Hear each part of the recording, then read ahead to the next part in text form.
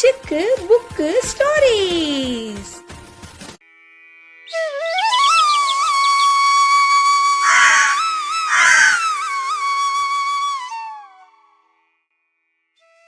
ஒரு அழகான காலை நேரம்.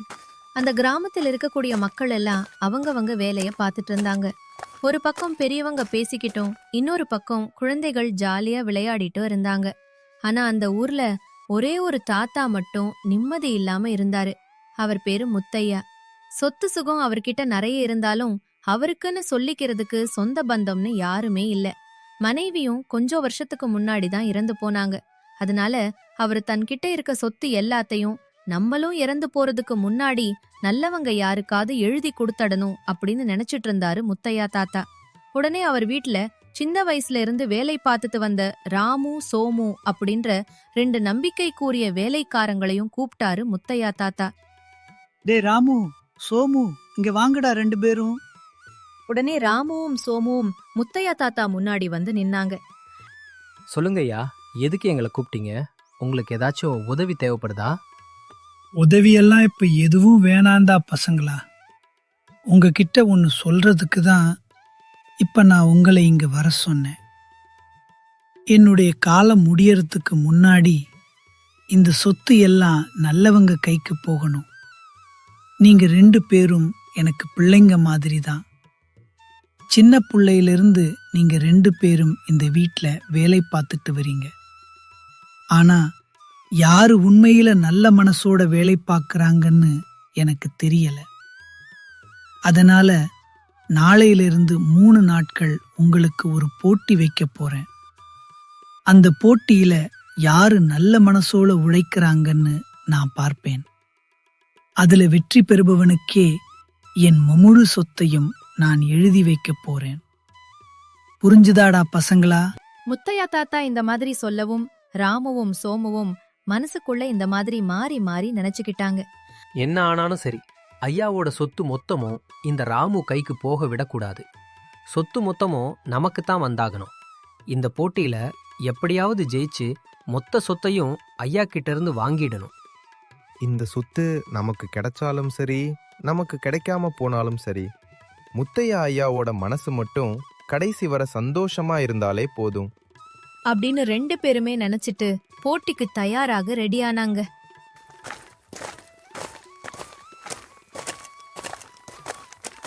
முத்தையா தாத்தா முதல் போட்டிய வயல்ல இருந்து ஆரம்பிச்சாரு.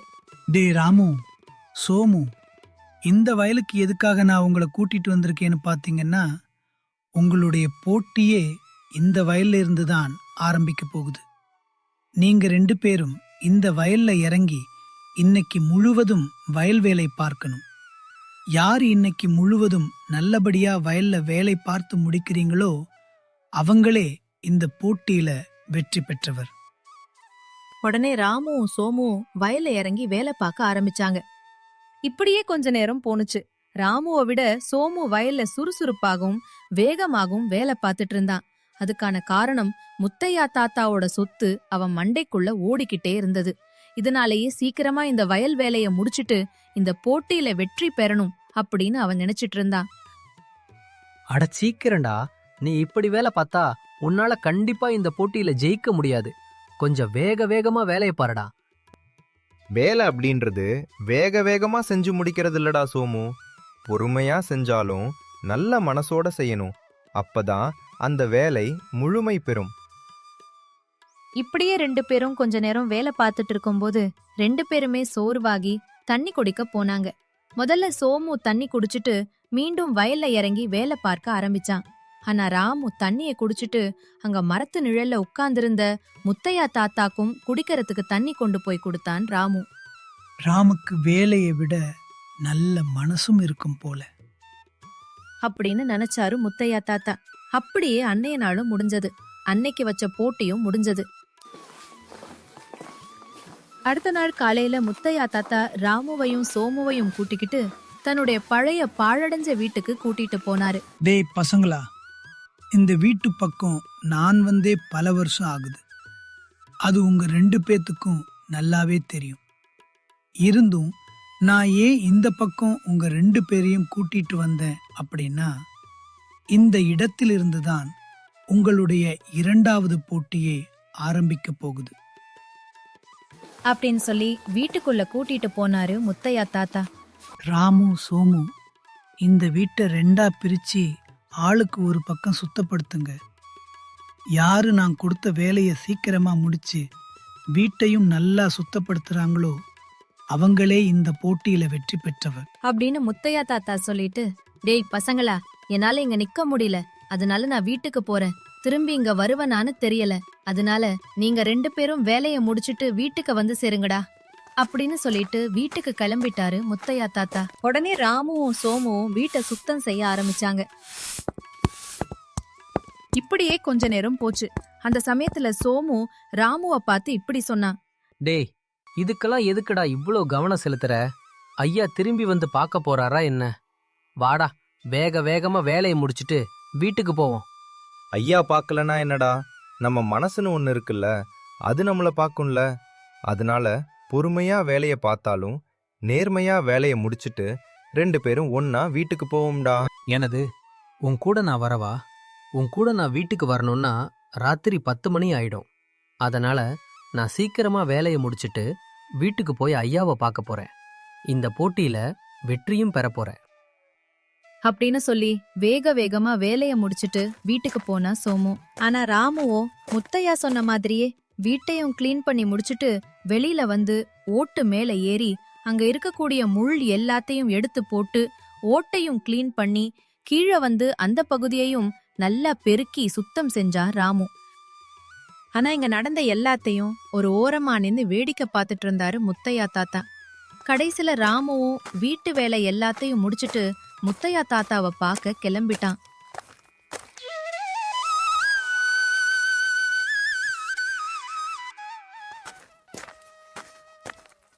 3வது நாள் காலையில ராமுவும் சோமுவும் நடந்து வந்துட்டு இருந்தாங்க. அந்த நேரம் பார்த்து ஒரு வயசான பாட்டி ரோட்ல மயக்கம் போட்டு கிடந்தாங்க.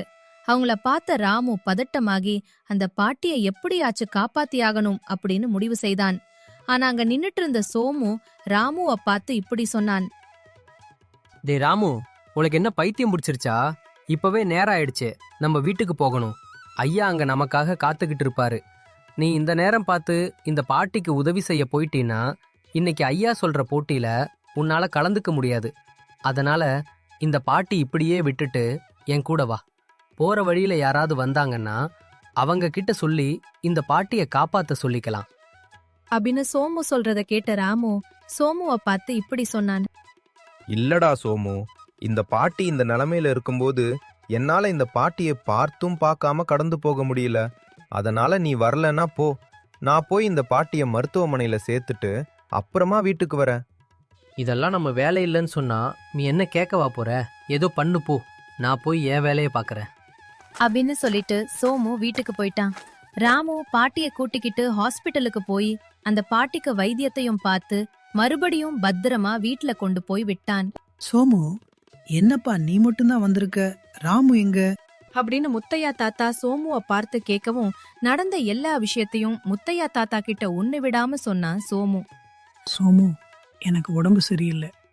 அதனால இந்த 3வது போட்டியை 1 வாரம் கழிச்சு நம்ம வச்சுக்கலாம் அப்படின்னு முத்தையா தாத்தா சொல்றத கேட்ட சோமு, என்ன இவர் போட்டிய 1 வாரம் கழிச்சு வச்சுக்கலான்னு சொல்றாரு? ராமு இங்க இல்ல, அப்ப போட்டியில நான் தான் வெற்றி பெற்றவன் அப்படின்னு சொல்லி சொத்தை என் பேர்ல எழுதி வைக்கலாமே, இதை விட்டுட்டு எதற்காக 1 வாரம் காத்திருக்க சொல்றாரு அப்படின்னு புரியாம அவனும் தன்னுடைய வேலைய பார்க்க போயிட்டான். கொஞ்ச நேரம் கழிச்சு அங்க வந்த ராமு, ஐயா என்ன சொன்னாரு, போட்டி என்ன ஆச்சு அப்படின்னு எதுவுமே கேட்காம அவன் பாட்டுக்கு அவனோட வேலைய பார்க்க ஆரம்பிச்சான். இப்படியே சில நாட்கள் போகுது. 1 வாரம் கழிச்சு முத்தையா தாத்தா திரும்பவும் ராமு சோமு 2 பேரையும் கூப்பிட்டாரு. சோமு, நீ நல்லவன், உழைப்பாளிதான். ஆனா உன் உழைப்புக்கு காரணம் என்னுடைய சொத்து. அதனாலேயே நான் உனக்கு கொடுத்த வேலையை நீ வேக வேகமா செஞ்சு முடிச்ச மாதிரி எனக்கு தோணுது.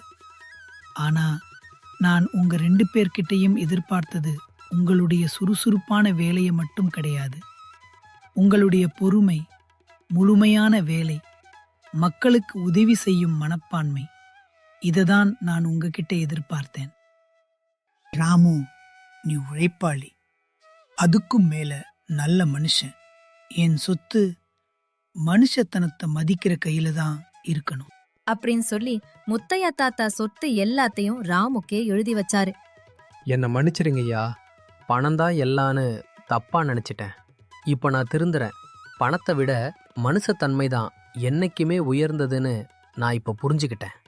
சொத்து எல்லாத்தையும் ராமுவுக்கே முத்தையா தாத்தா எழுதி வச்சிருந்தாலும் முத்தையா தாத்தாவுடைய ஆசை 2 பேருமே நல்ல மனுஷங்களா இருக்கணும் அப்படின்றதுதான். அதுக்கான காரணம் 2 பேரையுமே தன்னுடைய பிள்ளைகளா நினைச்சுதான் அவரு வளர்த்தாரு. அதனால ராமு பேரிலேயே தன்னுடைய எல்லா சொத்தையும் எழுதி வச்சிருந்தாலும் இன்னும் விவசாயம் செய்யக்கூடிய வயலை மட்டும் ராமுக்கு எழுதி வைக்கல. அதை என்னைக்கு சோமு மனம் திரும்பி நல்லவனா மாறுறானோ அன்னைக்கு அவன் பேர்ல எழுதி வைக்கலாம்னு முடிவு பண்ணி வச்சிருந்தாரு முத்தையா தாத்தா. இப்போ சோமுவும் மனம் திருமணத்தால அந்த வயல் முழுவதையும் சோமுவுக்கே எழுதி வச்சாரு முத்தையா தாத்தா. செல்லங்களா, இந்த வீடியோ உங்களுக்கு பிடிச்சிருந்தா மறக்காம இந்த வீடியோவுக்கு லைக் பண்ணிட்டு கமெண்ட் பண்ணிட்டு மறக்காம நம்மளோட இந்த சேனலை சப்ஸ்கிரைப் பண்ணிருங்க. நன்றி.